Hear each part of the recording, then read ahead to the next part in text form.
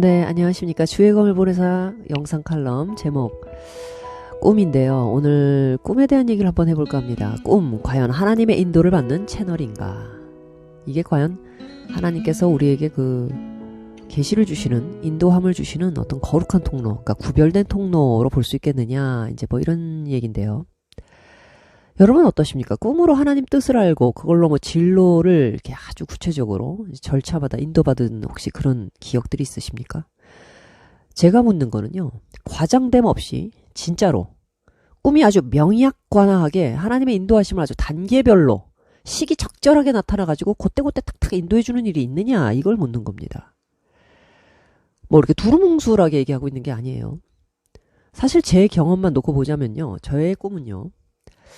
아주 어떤 일의 일부분만 보여주거나, 그러니까 하이라이팅, 아주 어떤 부분에 한 부분에 탁 빛을 비춰주는 식의 꿈은 있었어요. 그러나 제가 질문하고자 하는 것처럼 어떤 일의 의미나 결론을 드러내가지고 나중에 돌아놓고 나면 이야, 꿈이 이런 것들을 갖다가 보여준 거네 할 만큼 어떤 인도를 분명히 드러냈다, 이런 경우는 없다는 겁니다. 저는 없었어요. 네, 제가 왜 그런 꿈들이 없다, 뭐 없는 것 같다, 사실은 좀 이런 잠정적 결론을 내게 됐는지 예를 좀 들어보겠습니다. 제가 2000년도에 지금까지도 잊지 못할 생생한 꿈을 꿨던 적이 있습니다. 아주 높은 빌딩의 꼭대기층에 제가 있는 거예요. 근데 이 꼭대기층에 있는 제가 있는 방은 세상에 도심이 다 내려다 보이는 그런 아주 뷰를 가지고 있는 방이었는데, 도심의 숲이 보이고 그 뒤에 산자락이 이렇게 펼쳐져 있었습니다. 햇살을 받으면서 아주 아늑한 기분 속에서 이렇게 내려다보고 있는데, 저 산 뒤로 뭔가 검은 물체들이 이렇게 길게 쭉 이렇게 올라오는 거예요.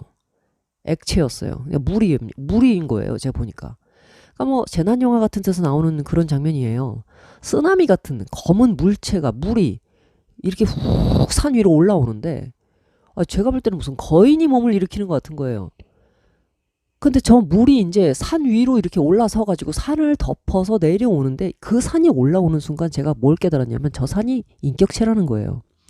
저 인격체가 목적을 하고 있고 겨냥하고 있는 건 심지어 저라는 거였습니다. 그 물은 마치 저를 노려보고 웃는 것처럼 산을 넘어서 그 도심의 빌딩들을 쫙 덮치면서 가장 높은 곳에 이렇게 서가지고 이제 자신을 쳐다보고 있는 저를 향해서 막 성큼성큼 다가오는 거예요, 이 물이. 제가 얼마나 꿈에서 이 경악을 했는지 막 비명을 지르면서 뒤로 물러났는데, 아니 거기서 제가 주여, 뭐 하나님, 뭐 아버지 이렇게 해야 되는데, 어이없게도 제가 남편을 막 찾는 거예요. 막 소리를 지르면서 남편 이름을 막 부르는 거예요. 주의 이름을 부르는 자가 구원을 받는다고 그랬는데 뭐 남편을 막 부르고 있는 겁니다.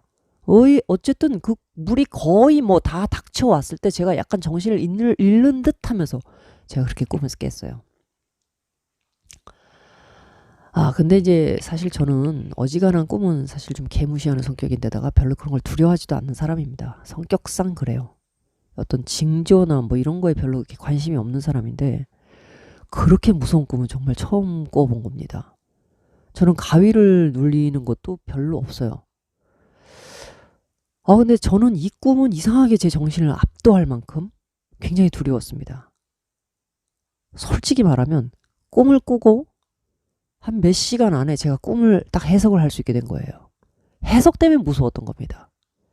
꿈도 끔찍했지만. 근데 이 꿈이 사실 뭘 말하느냐. 내가 가장 무서워하는 그게 오겠구나. 제가 그걸 깨달은 거예요. 경제적인 파탄. 우리 가족 경제에 엄청난 위험을 예고하고 있다. 제가 이걸 딱 감지해버린 겁니다. 꿈은 그러니까 어떤 상황과 맞물려서 해석이 일어나요.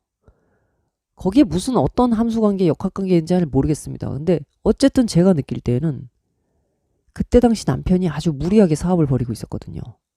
기왕 벌인 사업이 그럼 잘 돼서라도 남편이 내가 믿는 주님께 감사 좀 드리고 신앙심이 좀 생겼으면 좋겠다, 이렇게 바라던 시절이었습니다. 그러니까 남편은 아직 불신자 단계고, 뭐 제가 이제 막 이렇게 이제 꼬시는 단계고, 근데 사업은 막 잔뜩 벌여놨는데 이게 하나님의 뜻대로 하질 않는 거죠. 제 얘기도 별로 귀담아 듣지 않고. 그러니까 제가 항상 이 마음에 좀 불안불안한 게 있는 거예요. 또 더군다나 남편이 이 조금만 위기가 오면 막 금세 막 노심초사하고 힘들어하다가도 뭐 조금만 잘되면 또 금세 의기양양해지는 겁니다. 그러니 무슨 그 믿음이 있겠어요. 그러니까 남편이 좀 신앙을 가져가지고 뭘 하더라도 하나님 앞에 좀 허락을 받고 하면은 좀 안전빵으로 갈 수 있지 않습니까? 근데 그게 안 되니까 거의 신앙을 제가 막 구걸하던 시기거든요. 야, 예수님 믿으면 좋아. 뭐 하나님 믿어야 돼. 뭐 그래야 우리 사업도 잘 돼. 막 이런 식으로 이제 그게 무슨 복음이에요? 근데 그런 식으로 이제 전달을 하고 있던 시기입니다. 근데 그 마음의 동기에 뭐가 있었냐면 내가 암만 예수님 잘 믿으면 뭐하나. 이 남편이 못 믿으면 이 사람하고 나는 공동 운명체인데 이 사람이 이 양반이 자기 마음대로 살아버리면 내 아늑한 삶이 깨지잖아. 그러니까 내가 원치 않는 고난들이 어디서 갑자기 불시에 찾아올까 제가 이렇게 두려워하는 마음이 항상 있었거든요. 근데 그 물의 꿈이 확 오는 순간 제가 딱 깨고 난 다음에 깨달은 게 야 이게 올 게 오겠구나 이런 마음이 들었다는 거예요. 더군다나 꿈에서 제가 주님을 부른 게 아니라 남편 이름을 막 비명처럼 불렀잖아요. 이거는 그 남편에 대한 제 분노와 좌절을 보여주는 겁니다.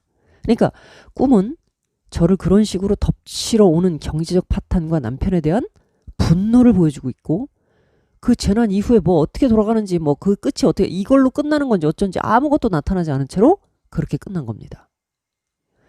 자, 그러면 그 이후에 제가 어떻게 됐을까요? 얼마 후에 꿈속에 그 물이 진짜 현실로 넘쳐서 들어왔습니다. 예, 원치 않았고 가장 두려워하면서도 뭔가 불안하던 그 일이 실제로 벌어진 거예요. 뭐 경제적인 파탄이 거인처럼 일어나서 정말 저를 덮쳤습니다. 문제는 이 꿈은 거기까지만 보여줬는데 꿈이 나타내준 그 파괴적인 결과와는 전혀 다른 일들이 제게 벌어지기 시작했습니다. 우선 전세금을 잃어버리고 이제 제가 이제 뭐 결혼 생활 시작한 지 얼마 되지 않았을 때니까 뭐 전세금 잊어버리고 뭐 사업장 날려먹고 이거 뭐 부부관계조차도 완전히 이제 파산이 될 것 같은 신뢰가 다 깨져버리니까 막 그렇게 위기에 처해가지고 제가 몇 년 동안을 고통스럽게 보내는 동안에 근데 저는 도리어 영적으로 성장을 해버렸어요.